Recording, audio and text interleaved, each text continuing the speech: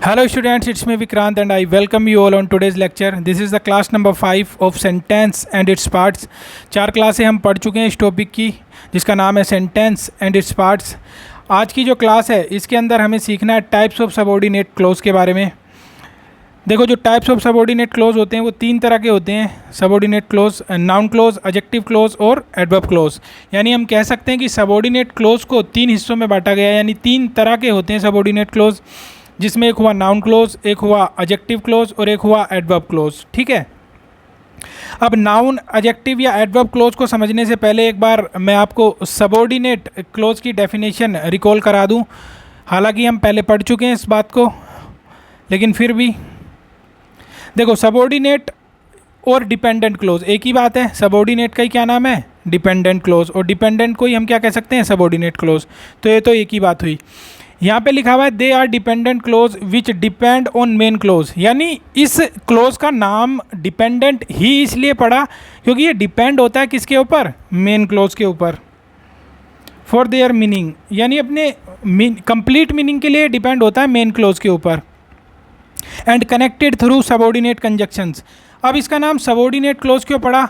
Subordinate close इसलिए पड़ा क्योंकि ये कनेक्ट होता है किसके थ्रू? सबऑर्डिनेट कंजक्शंस के थ्रू. सबऑर्डिनेट कंजक्शंस क्या होती हैं? सबऑर्डिनेट कंजक्शंस होती हैं फैन बॉयज़ को छोड़कर, यानी other than fan boys. Fan boys क्या हुई हमारी? फैन बॉयज़ हुई हमारी कोऑर्डिनेट कंजक्शंस. तो आपको बात समझ में आ गई होगी. सबऑर्डिनेट और डिपेंडेंट क्लोज इसका नाम क्यों पड़ा भाई? डिपेंडेंट क्लोज इसलिए पड़ा क्योंकि ये डिपेंड होता है अपने मीनिंग के लिए मेन क्लोज पर. और सबऑर्डिनेट क्लोज इसका नाम इसलिए पड़ा क्योंकि ये सबऑर्डिनेट कंजक्शन से स्टार्ट होता है, या यूँ कह सकते हैं कि सबऑर्डिनेट कंजक्शन से कनेक्ट होता है. सबऑर्डिनेट कंजक्शंस के द्वारा कनेक्ट होता है किससे? मेन क्लोज से. ठीक है, इतनी बात में कोई भी दिक्कत किसी को भी नहीं होगी मेरे हिसाब से. तो अब चलते हैं आगे और एक एक करके समझते हैं टाइप्स ऑफ सबऑर्डिनेट क्लोज को, जिसमें सबसे पहले आपके सामने क्या है? Noun clause. देखो, नाउन क्लोज क्या होता है? एक clause which works as a noun in the sentence. यानी जो नाउन की तरह काम करे सेंटेंस के अंदर, वो क्या हो जाएगा? Noun close. यानी उसका रिप्लाई, अदर वर्ड्स में हम कह सकते हैं it is a reply of what, who, whom. यानी जिस क्लोज का रिप्लाई हमें व्हाट, वू या वूम में मिल जाए वही क्या हो जाएगा? Noun close. जैसे सेंटेंसेस के थ्रू बात को समझाने की अगर कोशिश करूं तो ये 2 सेंटेंस आपके सामने आए. मैंने पहला लिखा Meena told me that she wasn't well. अब अगर मैं आपसे रिप्लाई, देखो ये 2 हिस्सों में टूटा है. पहली बात तो मीना टोल्ड मी और दैट शी वाजंट वेल. अब अगर मैं आपसे पूछूं कि मीना टोल्ड मी व्हाट, तो आपका रिप्लाई क्या आएगा? That she wasn't well. अब क्योंकि रिप्लाई वर्ड से आया इसलिए हुआ ये नाउन. और क्लोज क्यों हुआ? क्योंकि इसने क्लोज की जो तीनों कैटेगरी हम जानते हैं कि ग्रुप ऑफ वर्ड्स होना चाहिए. तो दैट सी वाजंट वेल, एक से ज़्यादा वर्ड है. सब्जेक्ट वर्ब कॉम्बिनेशन होना चाहिए, तो सी और वाजंट सब्जेक्ट वर्ब हो गया. मीनिंग की तो कोई बात ही नहीं है क्योंकि यहाँ पे मीनिंग हो भी सकता है, नहीं भी, तो क्लोज पे फ़र्क नहीं पड़ता. तो यानी तीनों कैटेगरी को इसने फुलफिल कर दिया, इसलिए क्या हो गया? क्लोज हो गया. अब क्लोज के अंदर भी ये कौन सा क्लोज हुआ? Subordinate close. क्यों? क्योंकि एक तो ये दैट से शुरू हो रहा है और दैट हमारा सबऑर्डिनेट कंजक्शन है. क्यों है सबऑर्डिनेट कंजक्शन? क्योंकि अदर देन फैन बॉयज़ है. और सबऑर्डिनेट क्लोज के अंदर भी ये क्या है? नाउन क्लोज है. नाउन क्लोज क्यों है? क्योंकि रिप्लाई किससे मिला? व्हाट से. ठीक है. और सबऑर्डिनेट क्लोज का ही दूसरा नाम क्या है? Dependent clause. अब आप देख सकते हो कि ये अपने कंप्लीट मीनिंग के लिए किस पे डिपेंड है? मेन क्लोज या फिर प्रिंसिपल क्लोज पे. मीना टोल्ड मी यहाँ पर क्या होगा इस सेंटेंस के अंदर? मेन क्लोज या फिर प्रिंसिपल क्लोज. मेन क्लोज और प्रिंसिपल की क्लोज की बात हम पहले कर चुके हैं. फिलहाल हमारा जो समझने का मुद्दा है वो है सबऑर्डिनेट क्लोज या फिर डिपेंडेंट क्लोज. तो आई होप आप मेरी बात को समझ पाए होंगे. इसी चीज़ को दूसरे सेंटेंस के थ्रू भी समझते हैं. जैसे ये लिखा हुआ है how she got so much wealth is still a secret. मतलब उसके पास इतना पैसा कहाँ से आया, ये अभी भी एक क्या है? रहस्य है.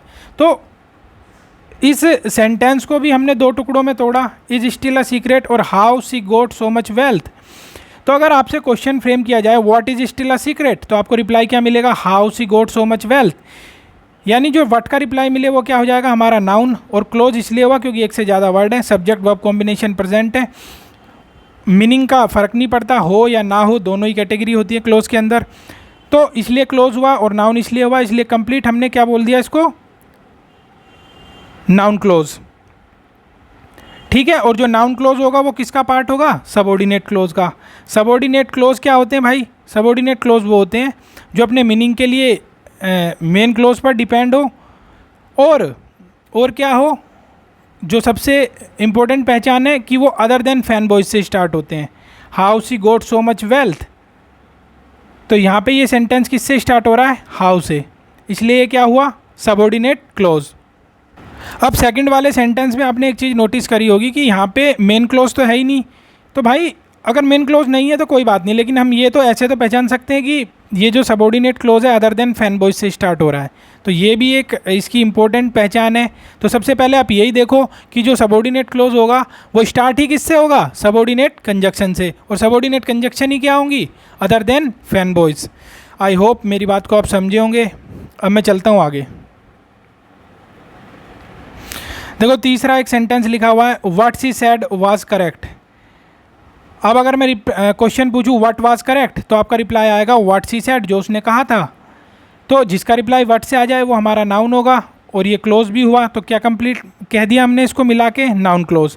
नाउन क्लोज किसका पार्ट होता है? सबऑर्डिनेट क्लोज या डिपेंडेंट क्लोज का। ठीक है, सबऑर्डिनेट क्लोज क्यों हुआ?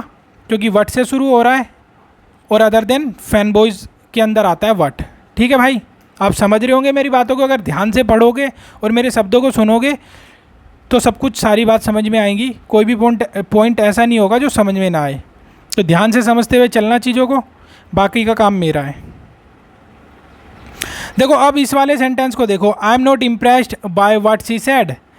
अब इस वाले सेंटेंस में क्या है? ये बाय क्या है? प्रेपोजिशन है। अब मैंने आपको एक रूल बताया था कि प्रेपोजिशन के बाद हमेशा ऑब्जेक्ट आता है, यानी प्रेपोजिशन के बाद क्या आता है? ऑब्जेक्ट।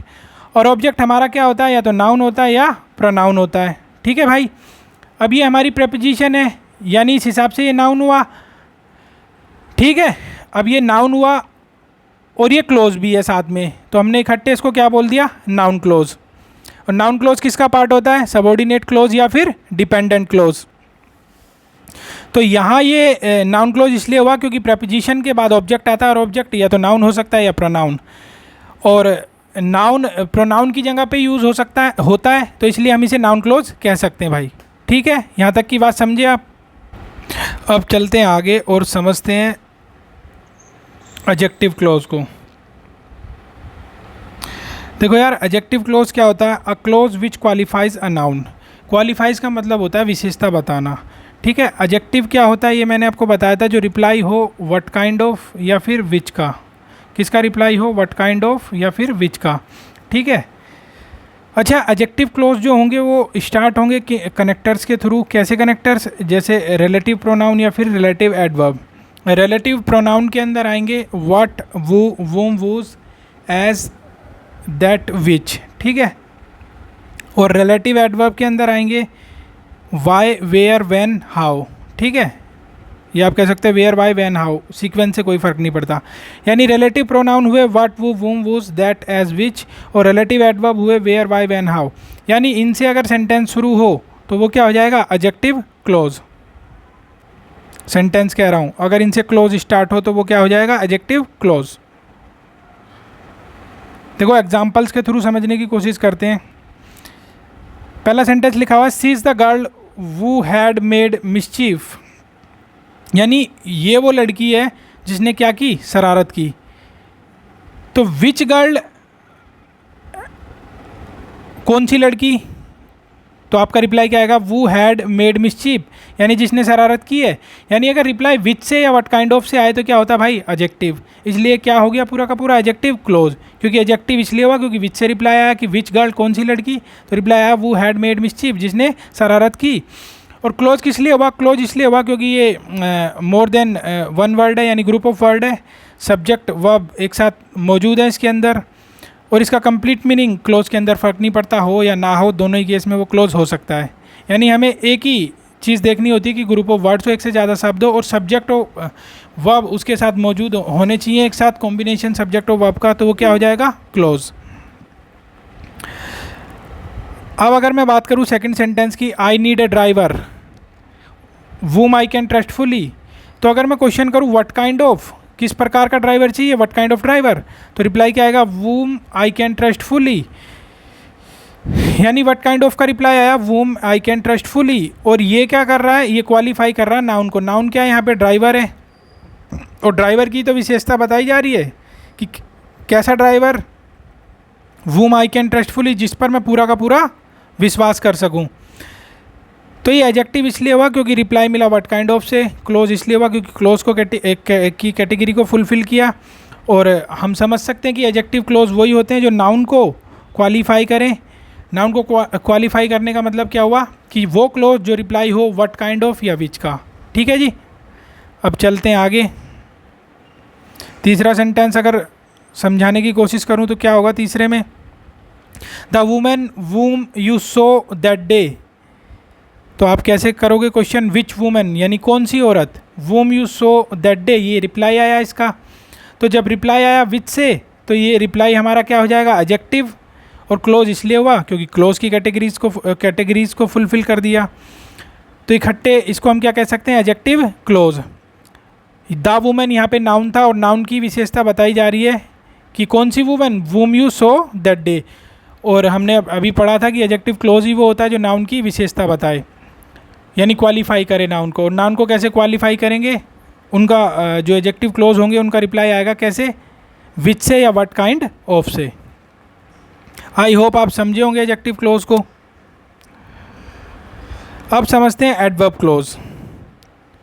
देखो एडवर्ब क्लोज जो होता है ना, a clause which qualifies a verb, adverb और एडजेक्टिव, यानी जो तीनों को क्वालिफाई करे, वर्ब, एडवर्ब और एडजेक्टिव को, इज कॉल्ड एडवर्ब क्लोज। और ये रिप्लाई किसके होते हैं, इन अदर वर्ड्स हम कह सकते हैं reply of where, why, when, how. यानी जिन क्लोजेस का reply where, why, when, how से आए वो हो जाएंगे हमारे एडवर्ब क्लोज। ये कहानी हमने फंडामेंटल्स में भी सीखी थी कि जिसका reply where, why, when, how से आए वही क्या होगा, एडवर्ब क्लोज होगा। अच्छा, कुछ टाइप के एडवर्ब क्लोज होते हैं, जैसे इसमें आपको दिखेगा adverb clause of time, adverb clause of purpose, reason, place, manner. तो आपको इस तरीके से याद रख सकते हैं इस चीज़ को कि TRPPM, ठीक है, कैसे भी याद रख सकते हो वो आपकी मर्जी। Time, purpose, reason, place, manner. अब सेंटेंसेस के थ्रू समझने की कोशिश करते हैं इसी बात को। देखो पहला सेंटेंस देखते हैं, all stood up when the PM केम। तो सारे के सारे खड़े हो गए जब कौन आए, प्रधानमंत्री। तो कब खड़े हुए, व्हेन, तो इसका रिप्लाई क्या आएगा, व्हेन द PM केम, जब कौन आए, प्रधानमंत्री। यानी ये क्या हो गया अपने आप में एडवर्ब क्लोज ऑफ टाइम। ये टाइम की बात हो रही है कि सारे के सारे उस वक्त खड़े हो गए जब प्रधानमंत्री आए। तो जब व्हेन से रिप्लाई आ रहा है तो ये क्या हुआ, एडवर्ब, और क्लोज ये है ही क्योंकि क्लोज की कैटेगरीज को फुलफिल किया है। तो भाई इकट्ठे में बोल दिया एडवर्ब क्लोज, और एडवर्ब क्लोज भी कैसा है, एडवर्ब क्लोज ऑफ टाइम। इसी तरह she makes friends wherever she goes, अब ये हो जाएगा adverb clause of place, adverb clause of place. क्यों, क्योंकि यहाँ पे स्थान की बात हो रही है कि जहाँ भी वो जाती है वहीं पे दोस्त बना लेती है। सी मेक्स फ्रेंड वेयर, तो आप कहोगे वेयर एवर सी गोज, जहाँ भी वो जाती है। ठीक है जी। अब कुछ और सेंटेंसेस देखते हैं। देखो जैसे दो सेंटेंस लिखे हुए हैं, try to finish it as I have shown you. How to try to finish it, मतलब कैसे ख़त्म करना है, तो ये एडवर्ब क्लोज ऑफ मैनर हो जाएगा क्योंकि इसका रिप्लाई हाउ से आ रहा है। वेयर वाई व्हेन हाउ से रिप्लाई आए तो एडवर्ब होगा। और मैनर क्यों हुआ, क्योंकि इसमें एक तरीका बताया जा रहा है कि उस तरीके से ख़त्म करो चीज़ को जैसे मैंने तुम्हें बताया था, as I have shown you, जैसा मैंने तुम्हें समझाया था या दर्शाया था। ठीक है। फोर्थ सेंटेंस की अगर बात करूँ, he failed because he wasted time. Why he failed, तो रिप्लाई क्या मिलेगा, बिकॉज ही वेस्टेड टाइम। वो फेल क्यों हुआ, तो इसलिए हुआ क्योंकि उसने टाइम वेस्ट किया, इसलिए क्या हो जाएगा एडवर्ब क्लोज ऑफ रीज़न। यानी उसके फेल होने का रीज़न क्या है, ही वेस्टेड टाइम, क्योंकि उसने टाइम को बर्बाद किया, इसलिए ये उसके फेल होने का एक कारण बन गया। अब हम देखते हैं एडवर्ब क्लोज ऑफ पर्पस को। We eat that we may live. अब यहाँ पे अगर क्वेश्चन ऐसे किया जाए कि वाई वी ईट, हम खाते क्यों हैं, तो रिप्लाई मिलेगा दैट वी मे लिव, ताकि हम जिंदा रह सकें। We eat that we may live, जिंदा रहने के लिए हर कोई खा रहा है, इसलिए ये क्या हुआ एडवर्ब क्लोज ऑफ पर्पस। यानी खाने का जो पर्पस है बेसिकली वो ये पर्पस है ताकि हम जिंदा रह पाएँ। तो इस हिसाब से क्या हुआ एडवर्ब क्लोज ऑफ पर्पस। भाई एडवर्ब तो इसलिए हुआ क्योंकि वाई से रिप्लाई मिला, और एडवर्ब क्या होते हैं, वेयर, वाई, व्हेन, हाउ, किसी एक से भी अगर रिप्लाई मिल गया तो वो एडवर्ब होगा। क्लोज इसलिए हुआ क्योंकि सब्जेक्ट वर्ब मौजूद है, सब्जेक्ट वी है, वर्ब मे है, और इसके अलावा ग्रुप ऑफ वर्ड्स है, मीनिंग कंप्लीट हो या इनकम्प्लीट हो दोनों ही क्लोजेस होते हैं। तो आई होप आप समझ गए होंगे किस तरीके से एडवर्ब क्लोज ऑफ पर्पस हुआ। तो फ़िलहाल आज की बातचीत को यहीं तक रखते हैं, आगे फिर मिलेंगे अगले लेक्चर के अंदर एक नए टॉपिक के साथ, या फिर इसकी अभी थोड़ी प्रैक्टिस करेंगे, देखते हैं अगली क्लास के अंदर क्या करना है हमें। मिलते हैं अगले लेक्चर के अंदर, जब तक अपना ध्यान रखिए, पढ़ते रहिए, और thank you very much, bye bye.